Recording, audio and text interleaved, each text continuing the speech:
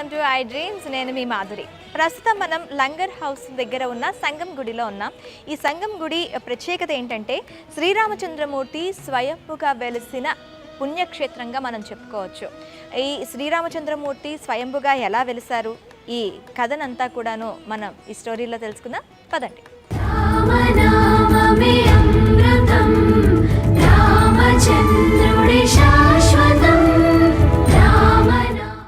మూచికుందు మహానది అంటే మన మూసీ నది ఇక్కడ ప్రవహిస్తున్న సంగతి తెలిసిందే. ఆ నదికి ఉన్న ప్రాముఖ్యత ఏంటి, అది ఎప్పుడు పుట్టింది, ఎలా పుట్టింది అనే విశేషాలు కూడా తెలుసుకుందాం. नमस्ते जी. वो मूचकुंद महानदी वो तो अभी तो ये टेम्पल की परिवहन में प्रवाहित होता है. वो नदी का हिस्ट्री क्या है, वो कब हुआ है, वो कैसे हो जाए हैदराबाद से जाती है. ये मूचकुंदा नदी ऐसा है, ये भारत की तीसरी नदी ऐसा है जो सूर्य भगवान के विपरीत चलता है. आप कभी भी कोई सा भी नदी के तट पे जाइए तो नदी जो है सो पूरब से लेकर पश्चिम की ओर चलता है, लेकिन ये नदी ऐसा है जो पश्चिम से पूरब की ओर चलता है. एक मुचकुंदा नदी और एक गोदावरी और एक सरजू नदी जो अयोध्या में है. ये तीनों नदी सूर्य भगवान के विपरीत चलता है.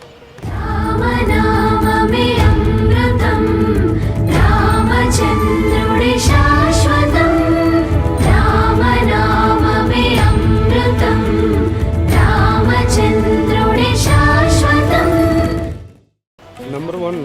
नंबर 2, मुचकुंदा नदी का महत्व ये है, आज भी इस नदी में जो अस्थि विसर्जन करते हैं वो 75% पत्थर में कन्वर्ट हो जाते, 25% हड्डी रहता है.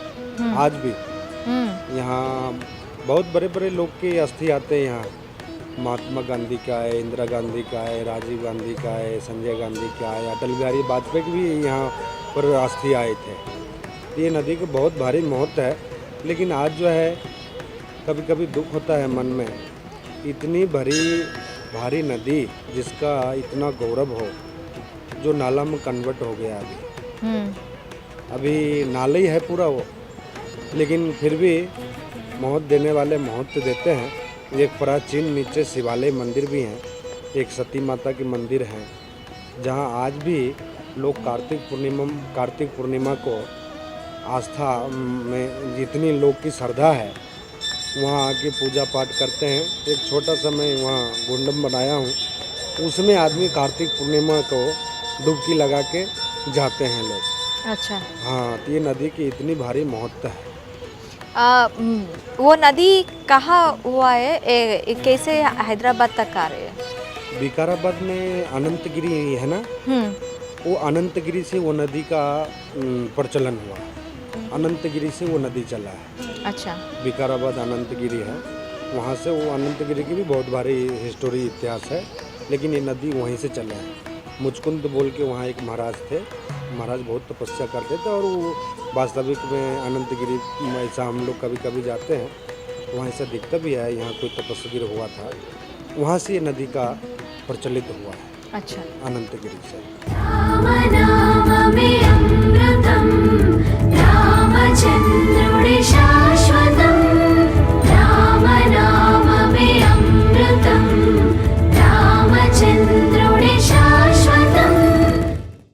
రామదాసు చరిత్ర అందరికీ తెలిసిందే. మరి ఆ రామదాసు వల్లే ఇక్కడ కూడా శ్రీరామచంద్రమూర్తి వెలిసారు అనే సంగతి మనకి ఇక్కడ కథనాల బట్టి తెలుస్తోంది. శ్రీరామచంద్రమూర్తికి ఎలాగైనా గుడి కట్టాలి అని ఉద్దేశించిన రామదాసు తన దగ్గర ఉన్న ఖజానా ఏదైతే రాజు ఖజానా డబ్బులు ఏవైతే జమ అయ్యాయో 3,60,000 రూపాయలతో మనకి భద్రాచలంలో రామాలయం కట్టిన సంగతి అందరికీ తెలిసిందే. అయితే ఆ రామాలయం కట్టిన తర్వాత ఆయన ఖైదు అవ్వటం ఇవన్నీ కూడా మనకు తెలిసిందే.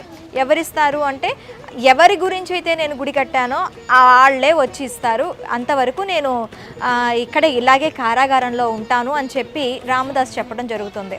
అయితే అప్పుడు నిజాం రాజుకి కలలో కనిపించి రామచంద్రుడు లక్ష్మణ సమేత సీతాదేవి వచ్చి మేము ఇగో నీకు శిస్తు కడుతున్నాము, ఆ రామదాసుని జైలు నుంచి విడిపించు అని చెప్పి ఆ నిజాం రాజుకు చెప్పడం జరుగుతుంది. నిజాం రాజు కళ్ళలో నుంచి తేరుకొని అక్కడ చూసేసరికి బంగారం, నాణాలు ఇవన్నీ కూడాను మనకి సాక్షాత్కరించిన ఇది అంతా కూడా హిస్టరీ అంతా కూడా మనకు తెలుసు. ఆ తర్వాత ఏం జరిగింది అంటే రామదాసుకి ఖైదు నుంచి విడిపించమని నిజాం రాజు ఆజ్ఞ వేయగానే లేదు, నాకు ఎవరైతే మీకు కలలో కనిపించి చెప్పారో, మీకు ఎవరైతే శిస్తు కట్టారో వాళ్ళు వచ్చి నన్ను విడిపించి తీసుకెళ్తే కానీ వెళ్ళను అని చెప్పి మొరాయించు కూర్చున్నాడు. అప్పుడు శ్రీరామచంద్రమూర్తి ఆ రామదాసుకి దగ్గరికి వచ్చి, రామదాస నీ భక్తికి మెచ్చాను అని చెప్పి సాక్షాత్కరించి నీకేం కోరిక కావాలి అని కోరుకున్నారంట.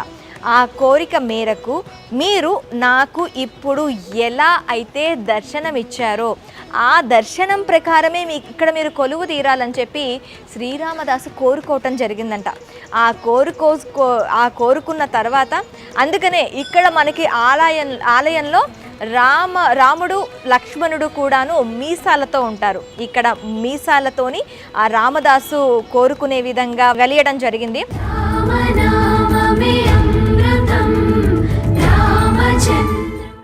ఆ తర్వాత ఇంకా అలా అంటే ఇక్కడ మెయిన్గా ఏంటి అంటే ఎందుకు పూజలు చేస్తారు అంటే ఎవరికైనా అప్పులు ఉంటే, రుణం ఉంటే రుణ విమోచన శ్రీరామచంద్రమూర్తిగా ఇక్కడ కొలువు తీరారు. ఇది కూడాను రామదాసు కోరిక మేరకే. ఎవరైతే అప్పుల బాధలు ఉంటాయో ఆ అప్పుల బాధలు తీర్చే విధంగా, రుణ విమోచన కలిగించే విధంగా ఇక్కడ రామచంద్రమూర్తి వెలేయటం జరిగింది. మనకి ఇక్కడ ఎవరికైనా అప్పులు ఉన్న వాళ్ళు 41 రోజులు 108 ప్రదక్షిణలు చేశారు అంటే వాళ్ళకి మొత్తం అన్నీ కూడా రుణం తీరుతుంది అని కూడాను ఇక్కడ నానుడి. ఇకపోతే ఇక్కడ కార్తీక మాసంలో కార్తీక పౌర్ణమికి ప్రత్యేక పూజలు చేస్తూ ఉంటారు. కార్తీక మాసమే ఎందుకు అంటే ఇక్కడ స్వామివారు స్వయంభుగా వెలిసింది కార్తీక మాసం రోజునే అని చెప్పి అంటున్నారనమాట. కార్తీక మాసంలో ఎక్కువగా పూజలు నిర్వహిస్తూ ఉంటారు. అలాగే కార్తీక పౌర్ణమి రోజు విశిష్ట పూజలు అనేవి ఇక్కడ జరుగుతూ ఉంటాయి. ఇకపోతే మనకి జనవరి 22 అక్కడ అయోధ్యలో ఏవైతే జరుగుతున్నాయో పూజలు కూడాను, ఆ పూజలన్నీ ఇక్కడ లైవ్ టెలికాస్ట్ ఇక్కడ జరుగుతూ ఉంటాయి. దానికి అనుసంధానంగా ఇక్కడ రామచరిత్ర మానస్, తులసీదాస్ చరిత్ర, అలాగే హనుమాన్ చాలీసా ఇలాంటివన్నీ కూడా స్తోత్రాలు జరుగుతాయని చెప్తున్నారు.